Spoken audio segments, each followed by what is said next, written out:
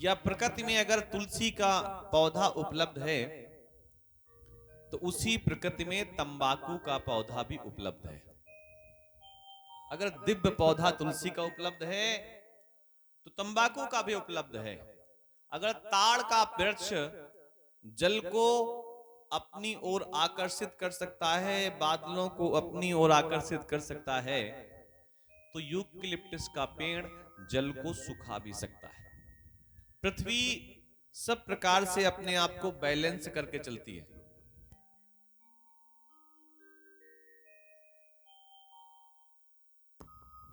प्रकृति प्रकृति कहिए या पृथ्वी कहिए, सब प्रकार से अपने आप को बैलेंस करके चलती है। अगर मीठे फल वाले पेड़ हैं तो ऐसे पेड़ भी हैं जिनका फल चखने के बाद व्यक्ति के प्राण भी जा सकते हैं। अगर सुंदर सुगंधित फूलों वाले वृक्ष हैं तो ऐसे भी वृक्ष हैं कि जिनके कांटे चुभ जाएं तो शरीर पूरा खराब भी हो सकता है। तो प्रकृति शम और विषम, अच्छे और बुरे, इन सबको लेकर के चलती है।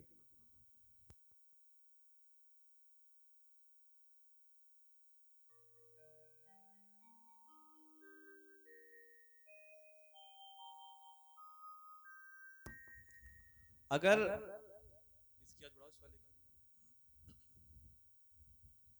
राक्षस ना हो तो ये कैसे मालूम पड़ेगा कि ये देवता भी हैं? अगर सब लोग एक जैसे ही हो जाएंगे तो पहचान करना भी कठिन हो जाएगी। आप कल्पना करिए, अगर रावण ना होता तो राम को कौन पहचानता? वो तो राजा के बेटे हैं, वहीं पर रहते, वहीं पर जीवन समाप्त हो जाता और धरती को छोड़ करके चले जाते।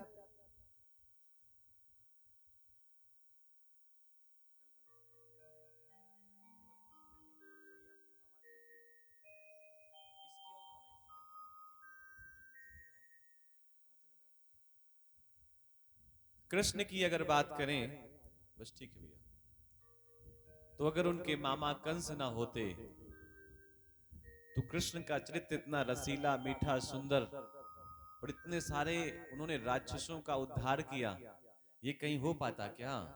नहीं हो पाता। इसलिए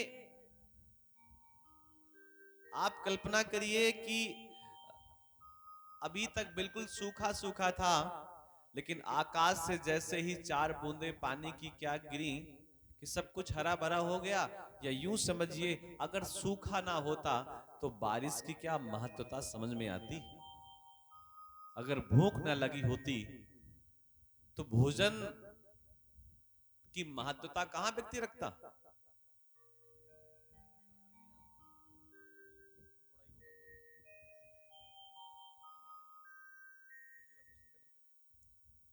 तो त्रिपुर का भगवान ने उद्धार किया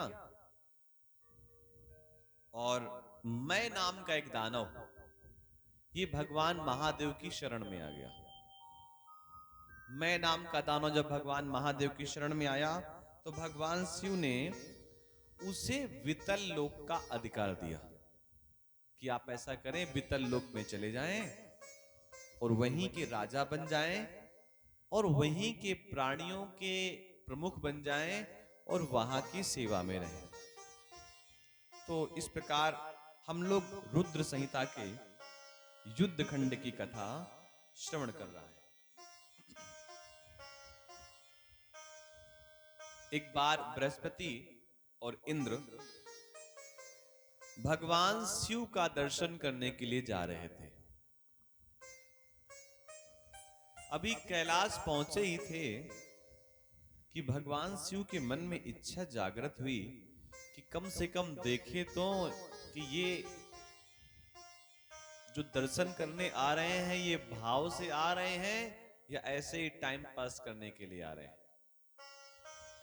रास्ते में स्वयं महादेव ने परीक्षा लेनी चाहिए। भगवान शंकर बीच में आ गए, बृहस्पति और इंद्र के बीच में, और रास्ता रोक करके खड़े हो गए कि हम आपको आगे नहीं जाने देंगे। बृहस्पति ने कहा कि आप भी ब्राह्मण लगते हैं, आप भी महात्मा लगते हैं, आप भी संत पुरुष लगते हैं और हमें शिव के दर्शन करने जाना है, आप क्यों रोक रहे हैं? आपको तो हमारी सहायता करनी चाहिए। ऐसे समझिए कि जैसे हम शिव जी का पूजन करने जा रहे हैं और कोई व्यक्ति बड़ी दूर से आया है भगवान शिव के पूजन करने के लिए, तो उसके लिए अगर हम रास्ता दे दें कि भैया पहले तो पूजन कर ले, मैं बाद में कर लूंगा, ये भी एक प्रकार की पूजा ही है। लेकिन हम पूजन करेंगे, तुमको पूजन नहीं करने देंगे, ये थोड़ा सा कहीं ना कहीं अपराध है। पूजा या पूजा में सहायता करना भी एक बहुत बड़ी पूजा ही होती है। आप किसी के पूजा पाठ ध्यान में अगर बाधा बनते हैं, बाधा उत्पन्न करते हैं और उसके बाद शिव के मंदिर में जाकर के जल चढ़ाते हैं, तो वो पूजा स्वीकार नहीं होगी। और वो केवल पूजा की पद्धति की बात नहीं है। अगर वो कोई सुकर्म कर रहा है, श्रेष्ठ कर्म कर रहा है, और उसके श्रेष्ठ कर्म में अगर हम बाधा बन रहे हैं और फिर भगवान महादेव के मंदिर जा रहे हैं, कालेश्वर मंदिर जा रहे हैं, तो ये भी एक प्रकार का अपराध है, पूजा नहीं है। कोई ये सोचे कि किसी पशु को मार करके हम रक्त भगवान को चढ़ाएं और भगवान प्रसन्न हो जाएं। कल्पना करिए, क्या ऐसा संभव हो सकता है? अक्सर बहुत जगह देखा गया कि पशुओं को लोग इसलिए मारते हैं ये कह करके कि ये इसकी बलि काली को बहुत प्रिय है, जगदम्बा को बहुत प्रिय है पशु की बलि, इसलिए हम उसकी गर्दन काट करके उसको चढ़ा रहे हैं। आप कल्पना करिए, इस संसार को बनाया किसने है? उसी जगत माता ने। और माँ के सामने उसी के किसी बेटे की हत्या कर दो तो माँ को प्रसन्नता होगी या दुख होगा?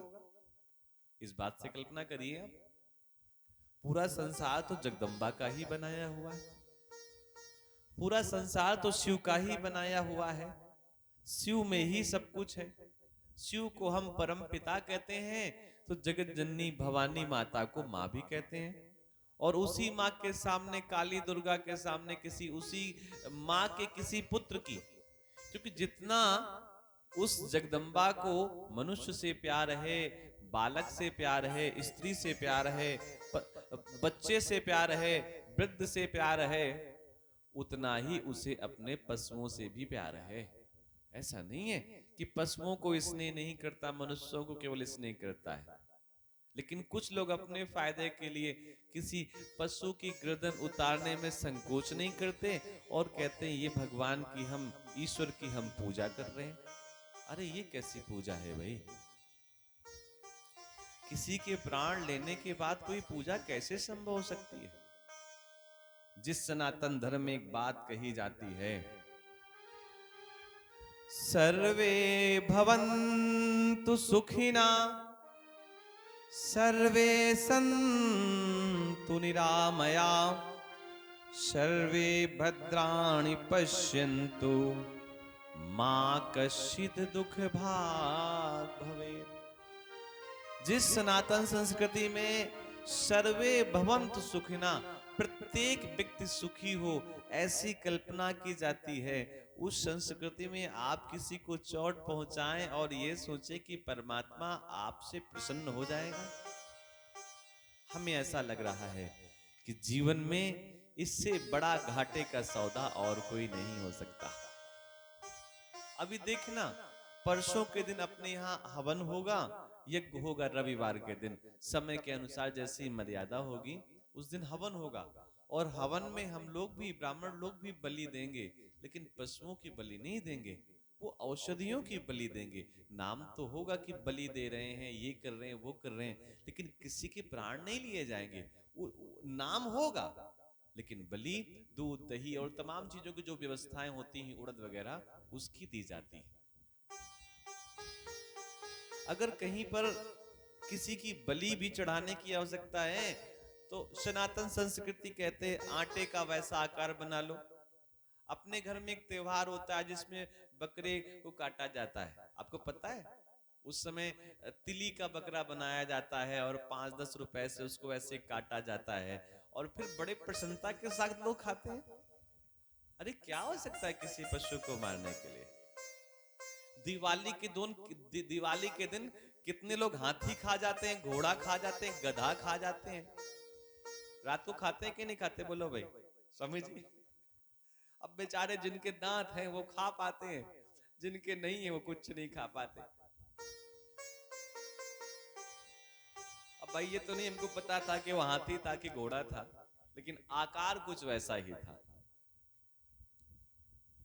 बोलिए जगन्नाथ भगवान की जय। बृहस्पति और इंद्र को भगवान शिव ने रोका। इंद्र ने अपने वज्र का प्रहार शिव के ऊपर करना चाहा। तो शिव के ऊपर इंद्र अपने वज्र का प्रहार करेंगे तो क्या शिव का कुछ बिगाड़ पाएंगे?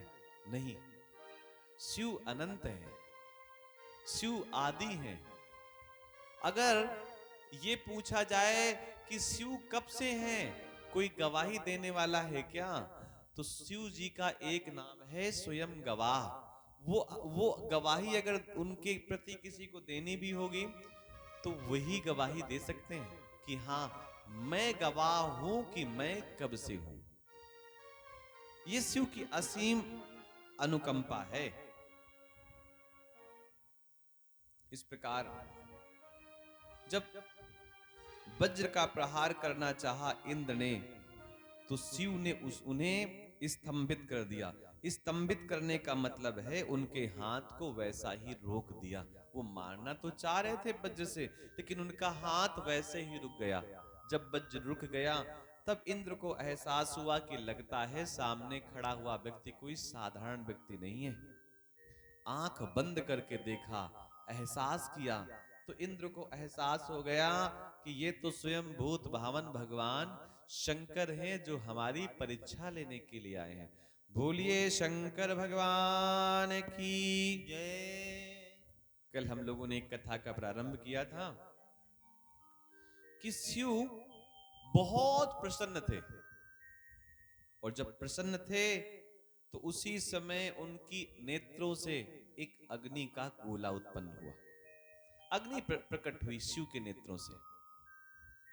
लेकिन वो अग्नि ऐसी थी कि जहां पर पड़ रही थी वहीं पर जलायमान हो रही थी, जलाए जा रही थी। तो शिव ने पूछा सभी से क्या करें क्या करें, कहां फेंकें? तो सभी ने कह दिया कि आपकी नेत्रों की ज्योति है। एक बात समझ लेना, शिव के शरीर से कोई भी वस्तु निकली हो वो त्याज्य नहीं है, वो फेंकने के योग्य नहीं है। शिव के शरीर से कुछ भी निकला हो वो फेंकने के योग्य नहीं है। बहुत जगह ऐसी मान्यताएं हैं कि शिव जी के ऊपर चढ़ाई हुई वस्तु को स्वीकार नहीं करना चाहिए। बहुत जगह ऐसी मान्यताएं हैं कि शिव जी को अगर प्रसाद चढ़ा दिया गया है तो बदले में हमें नहीं लेना चाहिए। कथा के दूसरे दिन हमने क्रम में बताया था कि शिव के प्रसाद देखने का कितना बड़ा महत्व है। खाने की बात बहुत देर की है, अगर शिव के प्रसाद को केवल देख लिया जाए तो कितना बड़ा पुण्य है उसकी विशेषता हमने बता दी।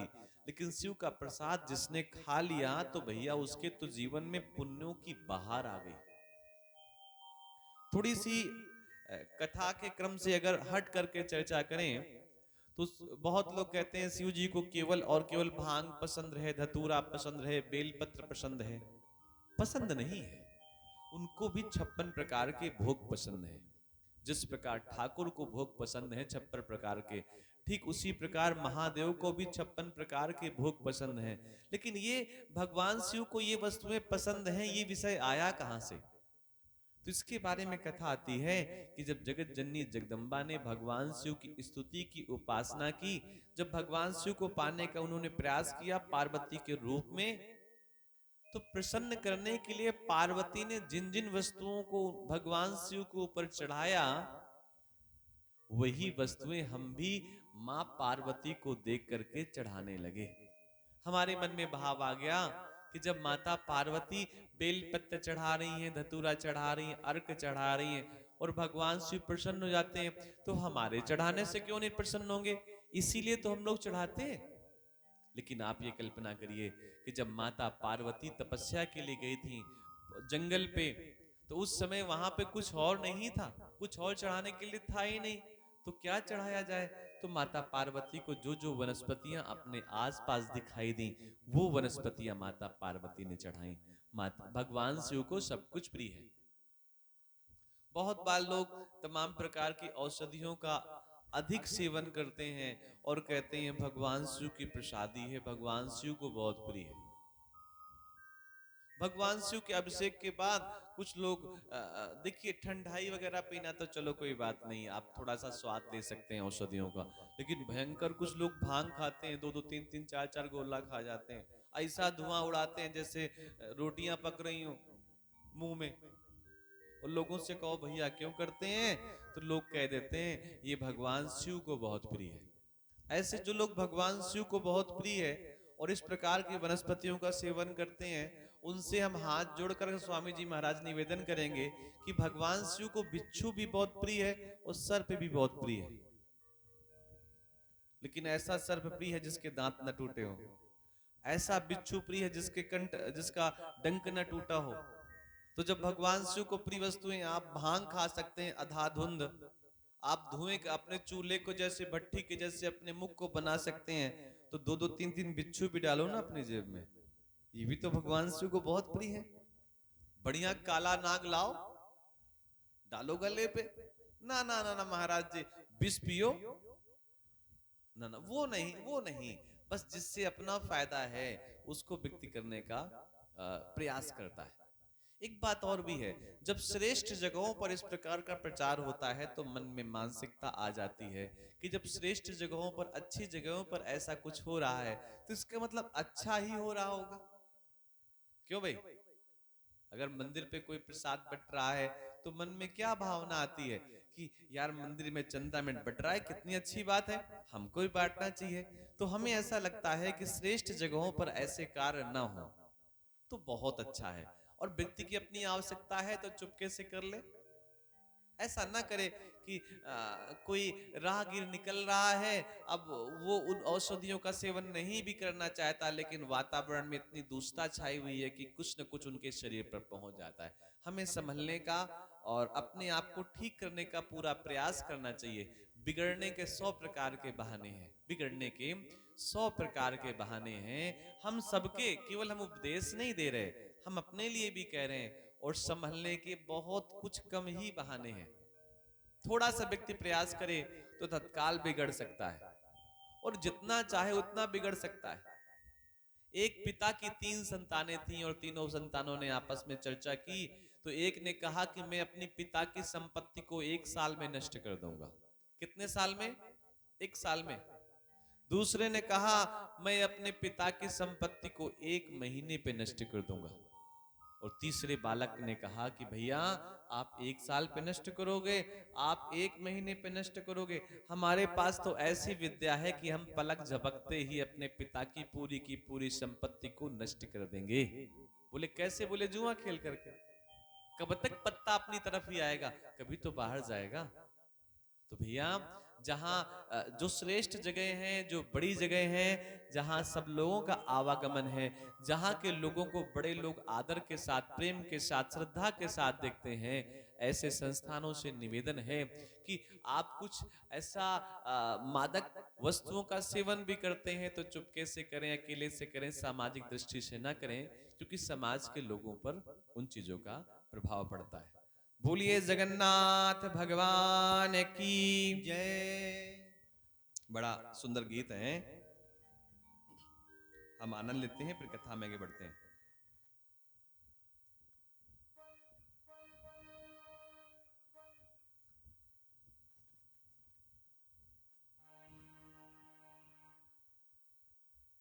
शुभ अवसर है तो यह है,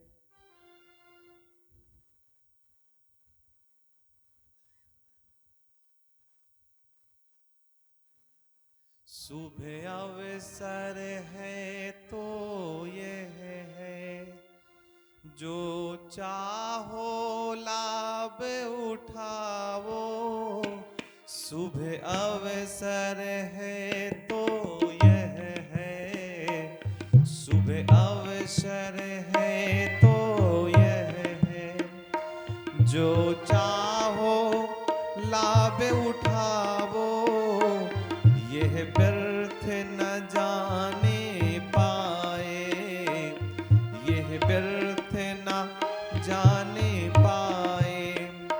निज को निर्दोष बनावो, निज को निर्दोष बनाओ, शुभ अवसर है तो यह है, शुभ अरे है तो यह है।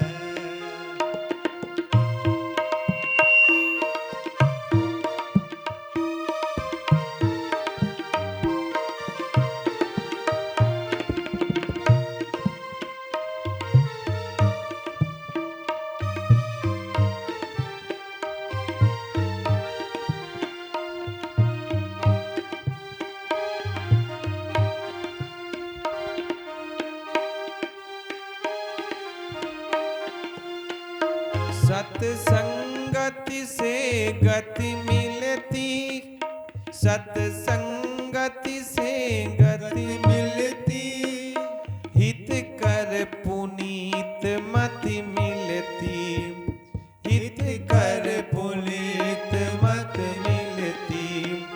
सद्गुरु विवेक मिल जाता, सद्गुरु विवेक मिल जाता, उसको न कहीं ठुकरावो, उसको न कहीं ठुकराओ, वो व्यर्थ न जाने पाए, यह व्यर्थ न जाने पाए। निज को निर्दोष बनावो, निज को निर्दोष बनाओ, शुभ अवसर है तो यह है, शुभ अवसर है तो यह है। जो चाहो लाभ उठावो, जो चाहो लाभ उठाओ, शुभ अवसर है तो यह है, शुभ अवसर है तो यह है। शृणुतात महाप्रागा शिवलीला महाद्भुताम, यच्छ्रुत्वा श्रद्धा भक्तो योगिनाम गतिमाप्नुनात्। जो नेत्र की ज्योति थी, नेत्र की जो अग्नि थी, भगवान शिव ने अनायास उस अग्नि को क्षीर सागर में, समुद्र में फेंक दिया। जैसा कि हमने कहा कि भगवान शिव की कोई भी वस्तु व्यर्थ नहीं होती, बेकार की नहीं होती। तो जो नेत्राग्नि, नेत्रों की ज्योति भगवान शिव ने समुद्र में फेंकी, वही थोड़े समय बाद जलंधर नाम का राक्षस बना भगवान शिव की नेत्राग्नि से, और फिर उसी जलंधर का विवाह काल नेमी की पुत्री वृंदा के साथ हुआ। अधुनेवे से तरुणः सर्वशास्त्रार्थ पारगः, महापराक्रमो धीरो योद्धाचारण दुर्तमः। जलंधर महावीर सर्वासुर सहायका, शृणु वृत्तान्तमखिलम् यथावत कथयामपि। जलंधर जब थोड़ा सा बड़ा हुआ तो भैया संगति का असर व्यक्ति के जीवन पे बहुत बड़ा होता है। सत्संगति से गति मिलती।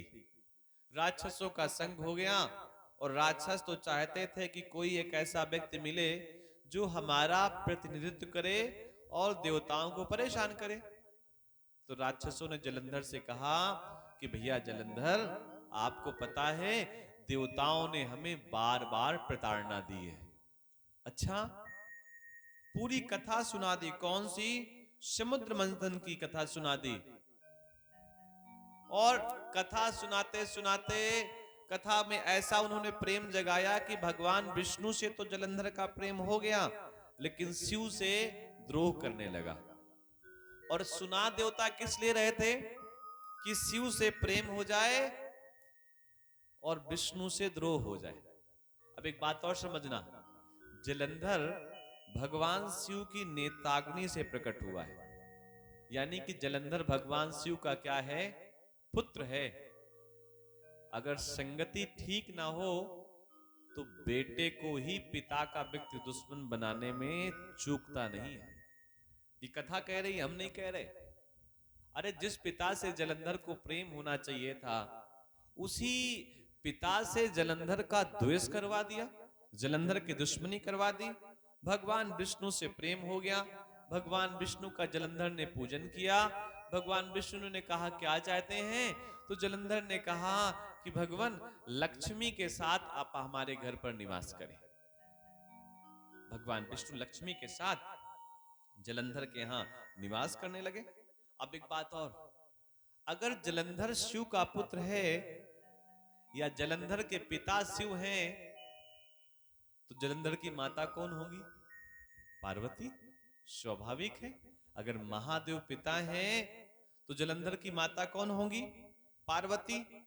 तो देवताओं ने एक षड्यंत्र और किया कि माता पार्वती की सुंदरता का चित्रण जलंधर के सामने करने लगे कि वो जो भगवान शिव तो शत्रु बना ही दिया शिव को, लेकिन शिव की जो अर्धांगिनी है, शिव की जो भवानी है, शिव के जो निकट बैठती है शिवा, इनकी पत्नी बहुत सुंदर है, दिव्य सुंदर है।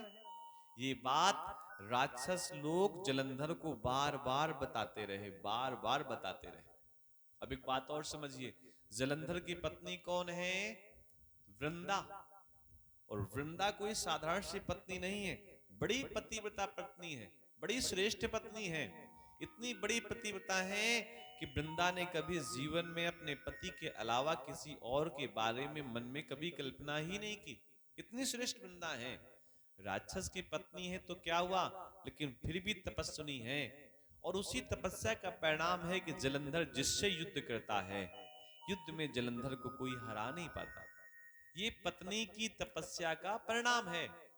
लेकिन राक्षसों को क्या कहना, राक्षसों ने पिता को शत्रु बना दिया पुत्र का, और साथ में पुत्र को ही मां के सौंदर्य की ओर आकर्षित करवा दिया कि वो जगदम्बा बहुत सुंदर हैं, पार्वती बहुत सुंदर हैं, आप उनके साथ विवाह कर लो। तो क्या कहना, जलंधर ने अपने एक दूत को भगवान शिव के पास भेजा। शिव तो थे नहीं, मां दिखी, तो मां से विवाह का उन्होंने प्रस्ताव रखा।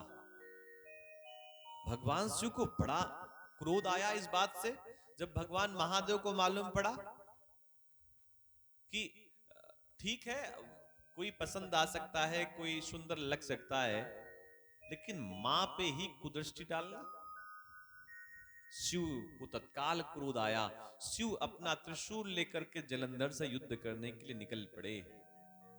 लेकिन जलंधर की जो पत्नी है वो पतिव्रता है, और पत्नी के पतिव्रता होने के कारण भगवान शिव भी जलंधर का कुछ बिगाड़ नहीं पाए, कुछ भी नहीं बिगाड़ पाए, कुछ नहीं कर पाए।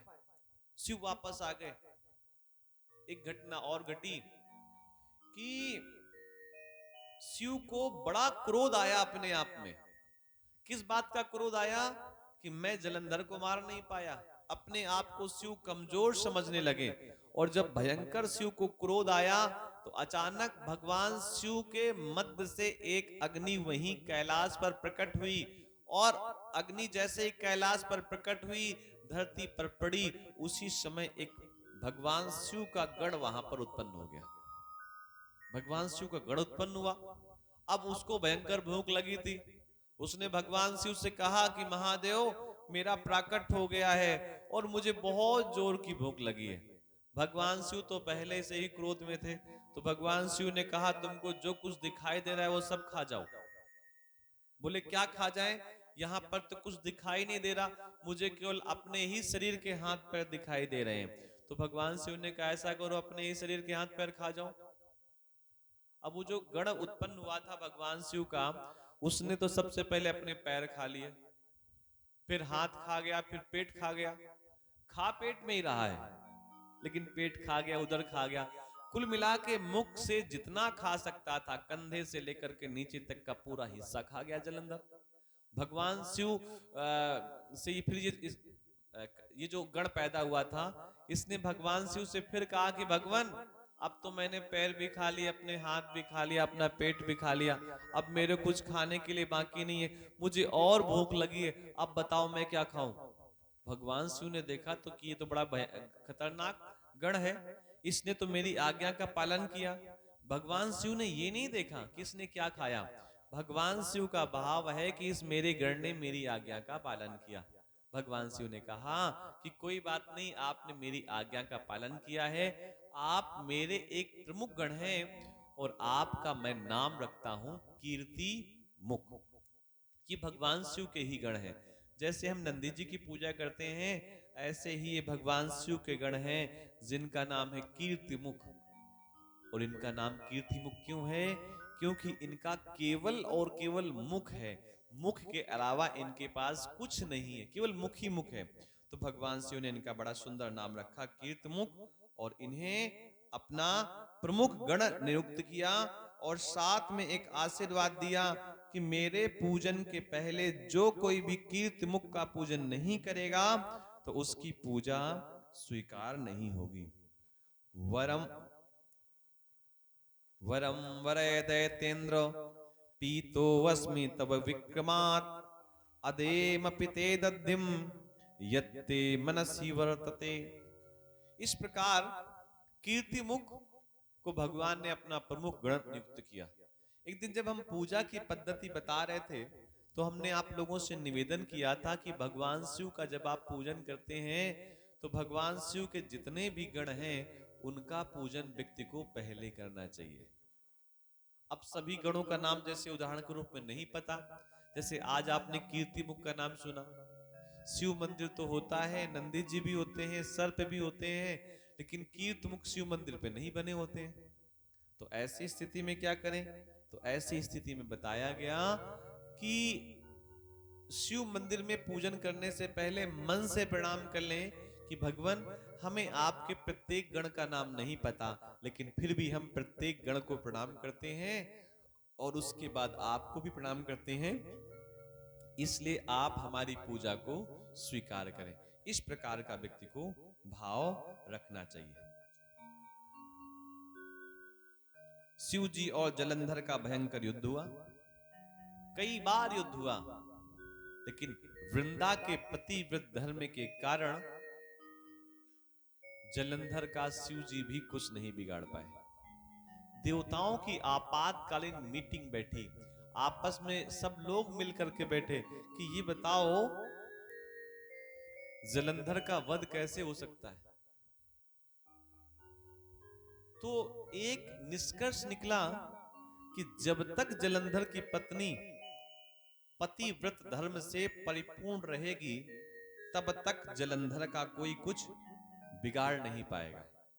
अब कल्पना करिए कि किसी के पतिव्रत धर्म को नष्ट करना कितनी गलत बात है, लेकिन फिर भी अपनी पत्नी की पूजन पाठ और स्तुति के माध्यम से जलंधर पूरे संसार में समस्याएं उत्पन्न कर रहा था।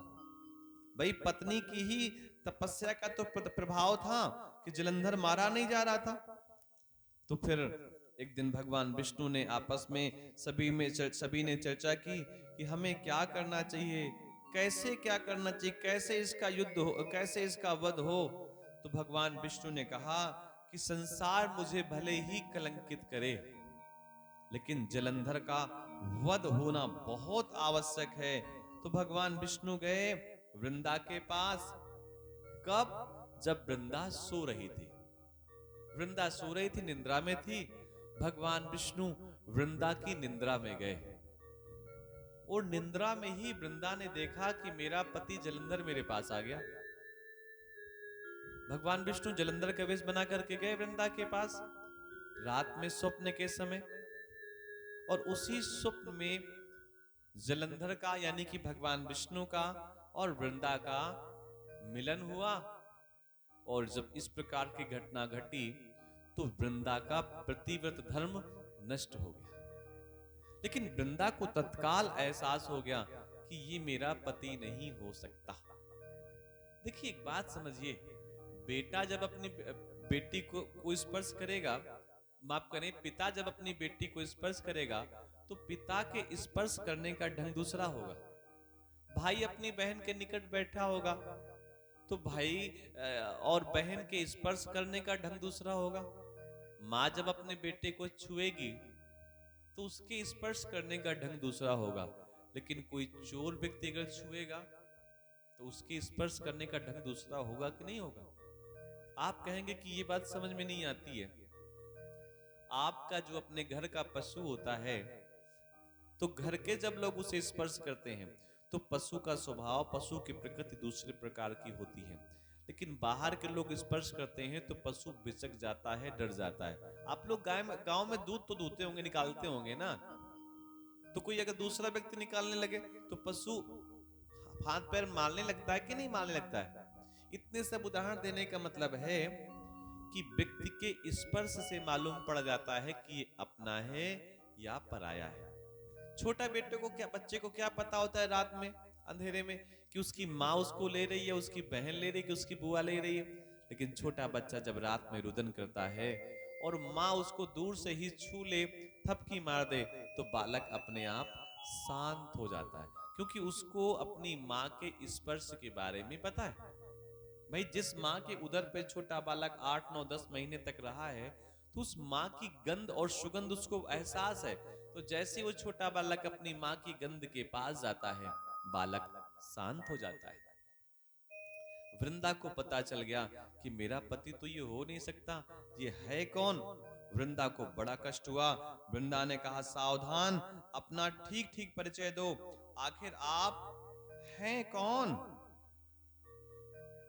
तब वृंदा ने, भगवान शिव ने वृंदा को, भगवान विष्णु ने अपना परिचय दिया कि देवी मैं विष्णु हूं। भगवान विष्णु, वृंदा ने कहा, धिकम तदेव हरे शीलम परदार भीमागिमिनः ज्ञातो अस्मि त्वयं मया संगमाई पृथ्वतापतः। वृंदा बोली, अरे पर स्त्रीगामी हरि, तुम्हारे इस प्रकार के चरित्र को धिक्कार है। देखिए प्रवचन देना बड़ा आसान होता है, लेकिन कल्पना करिए भगवान विष्णु को एक वृंदा कह रही है। संसार की साधारण सी स्त्री क्या कह रही है कि तुम्हारे इस चरित्र को धिक्कार है, मैंने तुमको अच्छी प्रकार से जान लिया, तुमने ही माया का आश्रय लेकर तपस्वी का वेश धारण किया है।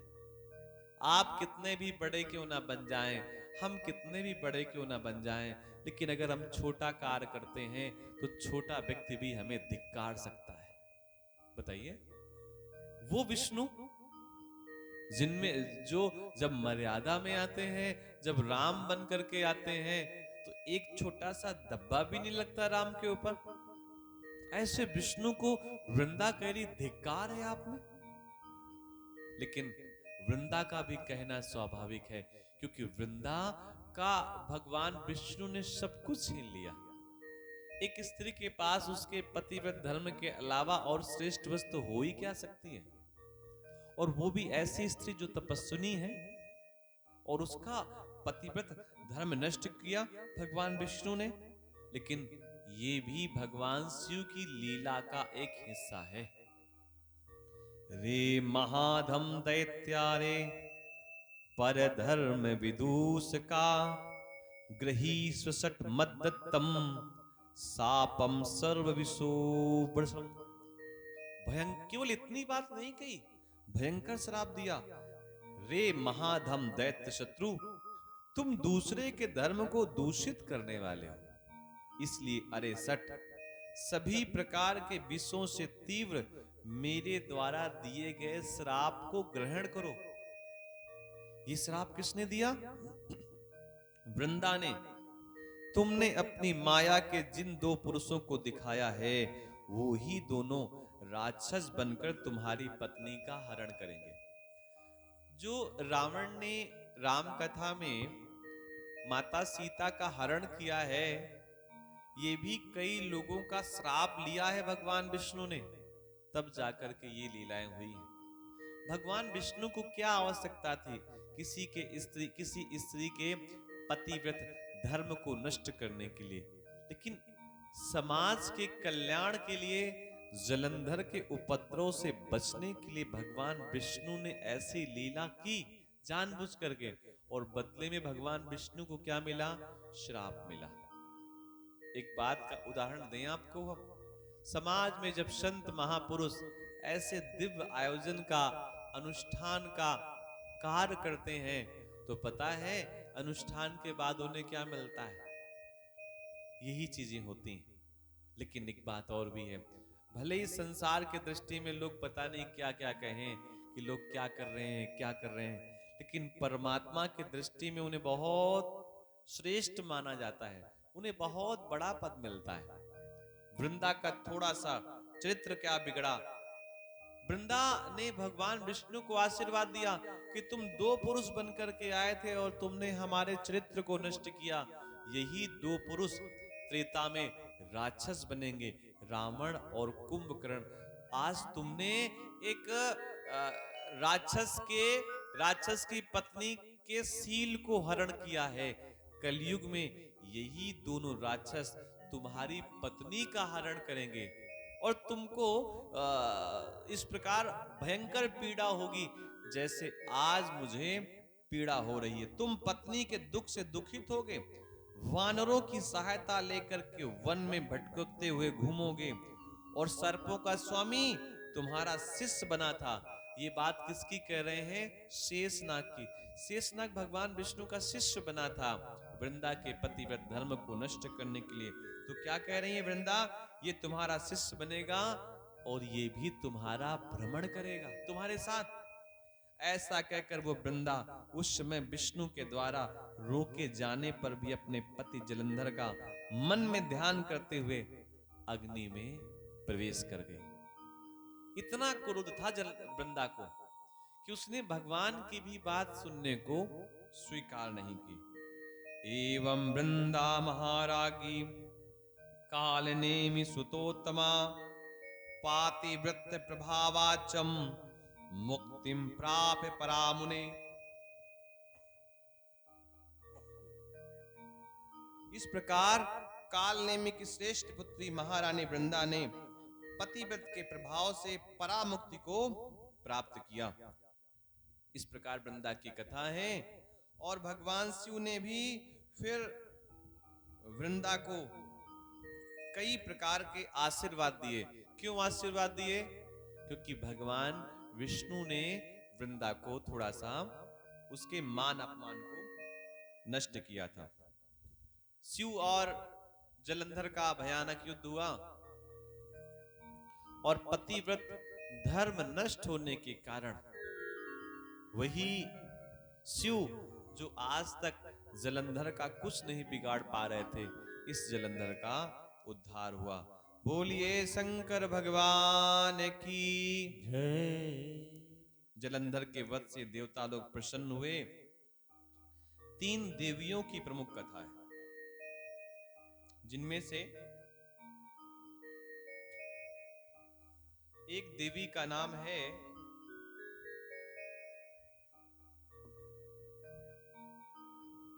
धात्री, दूसरी देवी का नाम है मालती और तीसरी देवी का नाम है तुलसी। भगवान विष्णु ने जब इस प्रकार मोह भंग हुआ तो ये तीनों देवियां अपने अद्भुत तेज से सभी दिशाओं को प्रकाशित कर रही थी। भगवान शिव की कृपा से तीनों देवियों को आदेश मिला कि आप धरती पर जाकर के वनस्पति बने। तो धरती पर वनस्पति कैसे बने?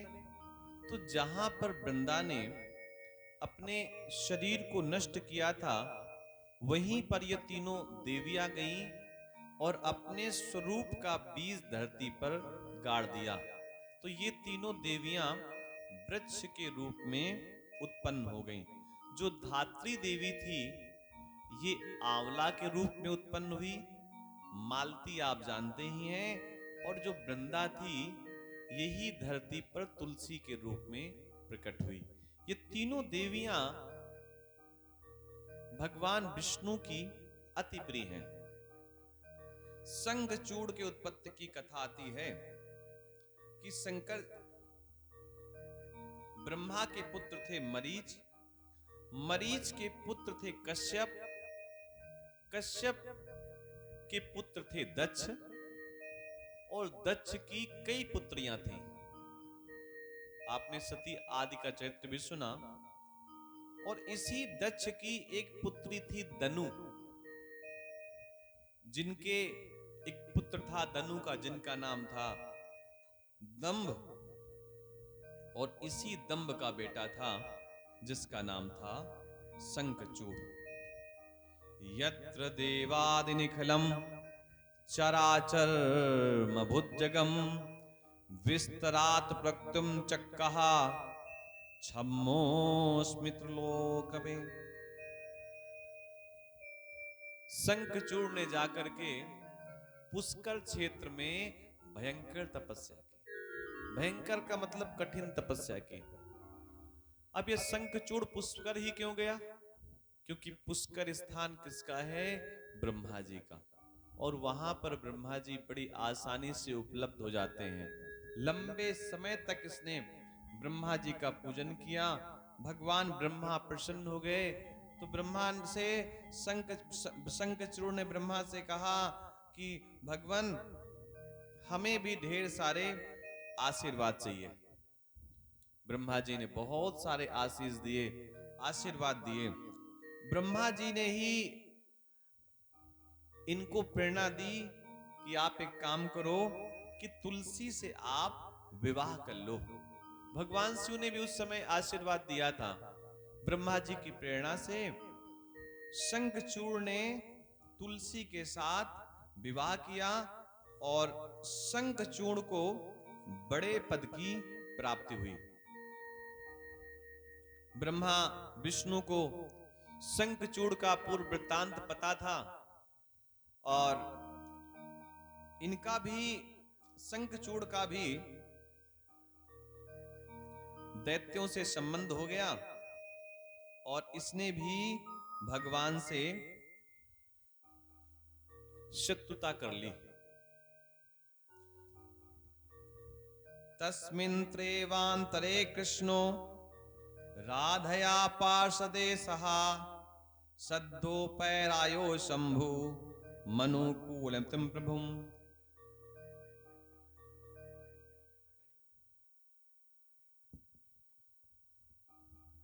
तेन निसरिता देवः श्रीन्द्यानित्रं प्रपीडिता हताधिकारा विकृता सर्वे याता दिशो दशा। एक सुंदर सी कथा आती है। एक भुसुंडी नाम के ब्राह्मण थे। क्या नाम था? भुसुंडी। और बड़े दिव्य ब्राह्मण थे। बड़ा भगवान का पूजन किया करते थे, बड़ी स्तुति करते थे। भुसुंड ने अपना एक गुरु बनाया और गुरु जी ने भुसुंड नाम के ब्राह्मण को बहुत सारे आशीर्वाद दिए। लेकिन भुसुंड की एक छोटी सी कमी थी। क्या? भुसुंड भगवान शिव को तो प्रेम करता था लेकिन विष्णु से द्रोह करता था। ऐसा भी होता है। एक बात और मान लीजिए, समझ लीजिए कि जो भगवान शिव का पूजन करता है, अगर वो भगवान विष्णु से द्रोह करता है तो शिव का पूजन किसी प्रकार से उसके लिए लाभकारी नहीं है। भुसुंडी नाम का ब्राह्मण भगवान शिव में तो बहुत श्रद्धा रखता था लेकिन विष्णु से द्रोह करता था। गुरुजी रोज भुसुंडी को बताते थे कि पुत्र भुसुंडी, भगवान शिव की पूजा का फल तभी मिलता है जब व्यक्ति भगवान हरि का पूजन करता है। अगर हमने हरि का पूजन नहीं किया, विष्णु का पूजन नहीं किया, तो हमें हर का या शिव के पूजन का लाभ प्राप्त नहीं होगा। वसुंधरा ने कहा कि नहीं गुरुजी, हम तो भगवान शिव का ही पूजन करेंगे, क्योंकि शिव से ज्यादा सरल देवता हमें संसार में और कोई दिखाई नहीं देता।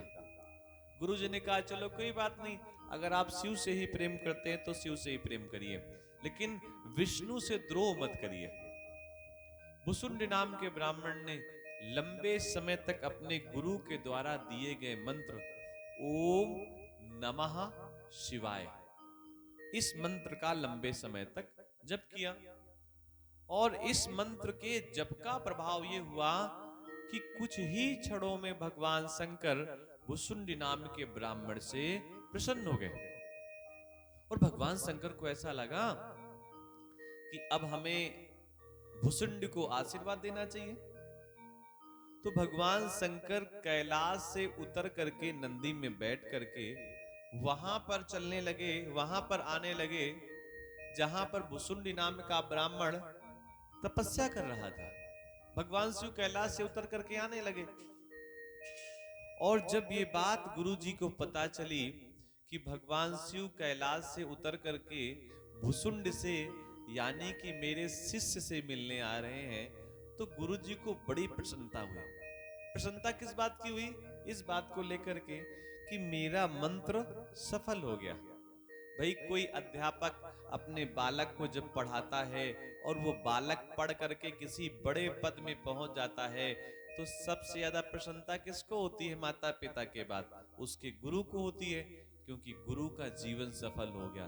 क्योंकि गुरु ने जो भी समय दिया था अपने बालक पर, अपने बच्चों पर, अपने विद्यार्थी पर, उस समय का लाभ दिखाई दे रहा है।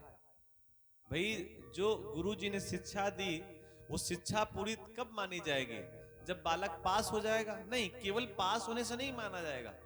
पास तो आजकल बहुत सारे बच्चे हो जाते हैं, सबके अच्छे अच्छे नंबर हो जाते हैं, लेकिन नंबर लाना कोई बड़ी बात नहीं है जब तक कि वो अपने जीवन में श्रेष्ठ कर्म ना करे। गुरु जी इस बात से बहुत प्रसन्न हुए कि मेरा दिया गया मंत्र ओम नमः शिवाय सफल हो गया और भगवान शिव प्रसन्न हो गए। भगवान शिव कैलाश से उतर करके धरती में आने लगे और मेरे शिष्य को अब ढेर सारे वो आशीर्वाद देंगे। भुसुंडी गुरु जी बहुत प्रसन्न हुए।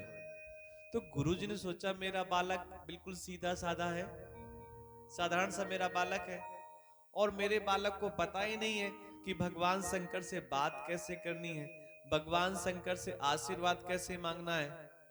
तो गुरुजी भुसुंडी नाम के ब्राह्मण की ओर चल पड़े, ये सोच करके कि मैं अपने बालक को शिक्षा दे दूंगा, सिखा दूंगा कि भगवान शिव से बात कैसे करनी है।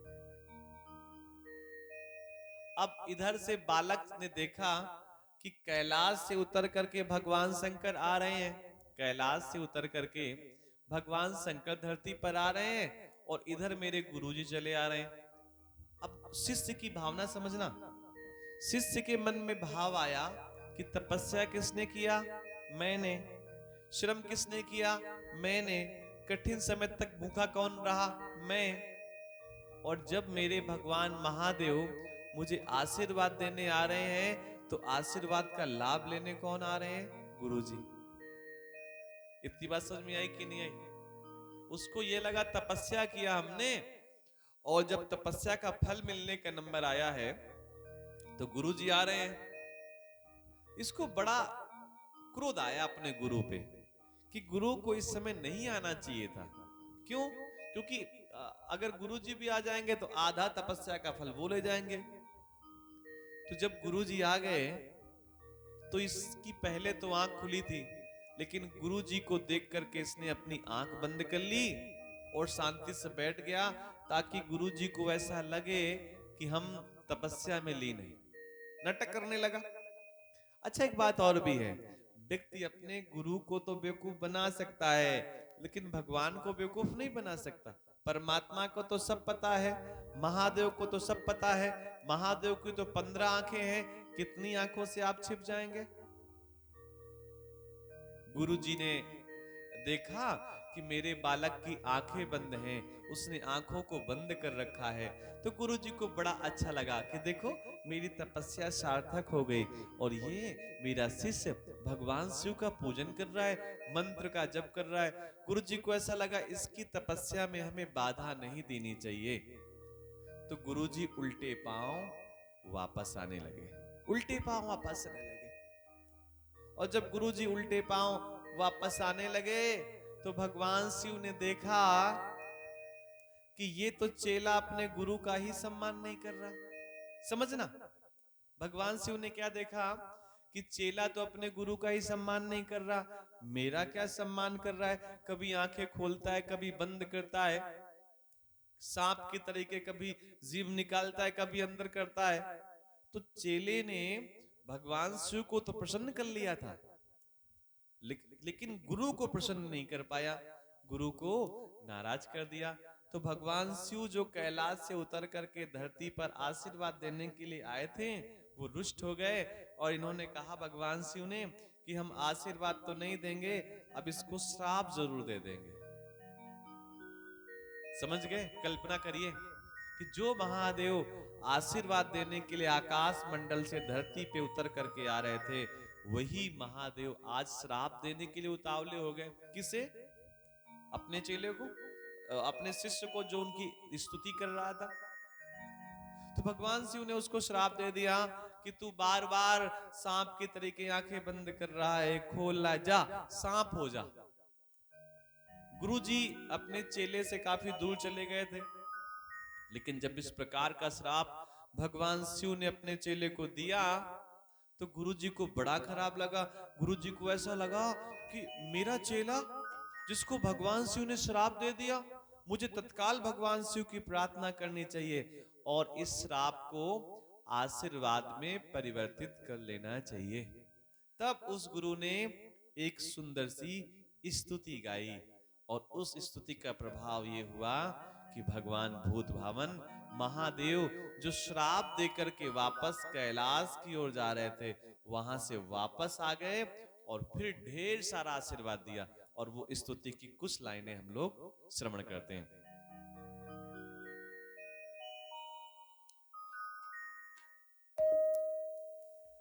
नमामि समीसान निर्वाण रूपम विभुम व्यापकम ब्रह्म वेद स्वरूपम।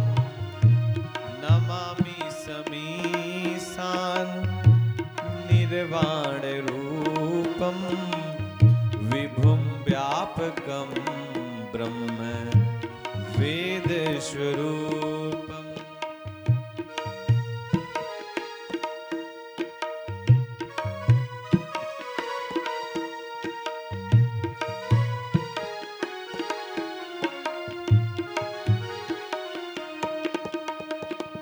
निजं निर्गुणं निर्विकल्पं निरीहं चिदाकाशमाकाश वासं भजेऽहं। निराकारमोङ्कार मूलं तुरीयं गिरा ज्ञानगोतीतं मीशं गिरीशम्।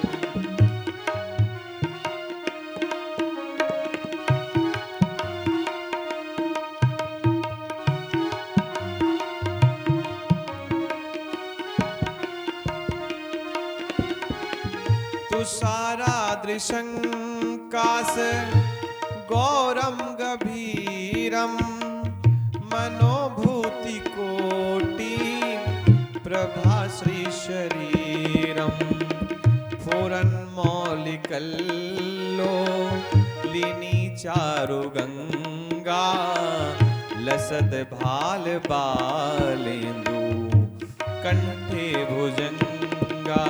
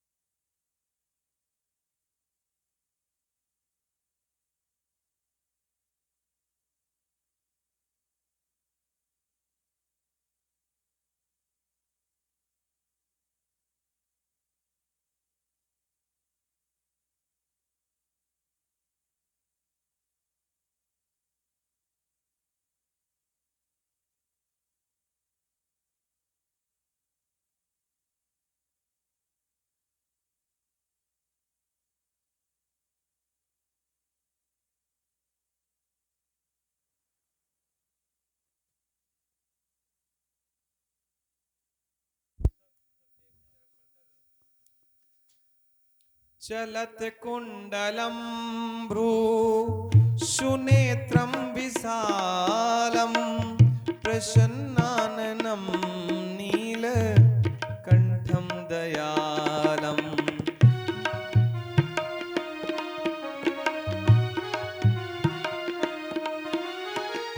मृगाधीश चर्मां वरं मुंडमालं प्रियं शंकरं सर्वनाथं भजामि।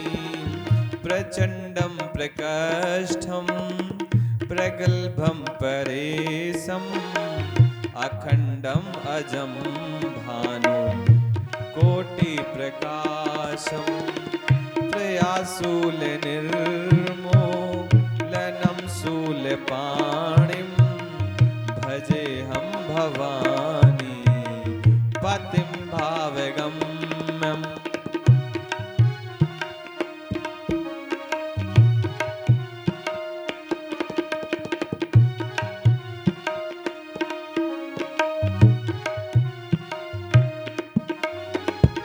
कलातीत कल्याण कल्पांतकारी सदा सज्जनानंद दाता पुरारी।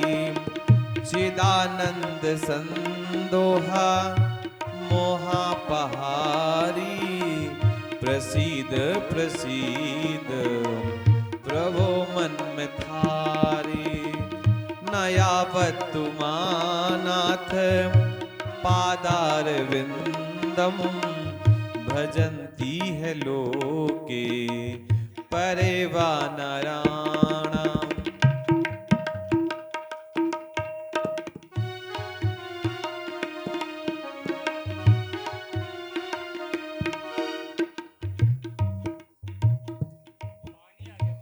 न तावत् सुखं शांति संताप नाशम प्रसीद प्रभो सर्व भूताधिवासम। न जानामि योगम जपम नेव पूजाम न तो हम सदा सर्वदा संभुतोभ्यम। जरा जन्म दुःखौघं तातप्यमानं प्रभो पाहि आपन्न मामीश शंभो। प्रभो पाहि आपन्न मामीश शंभो। प्रभो पाहि आपन्न मामीश शंभो।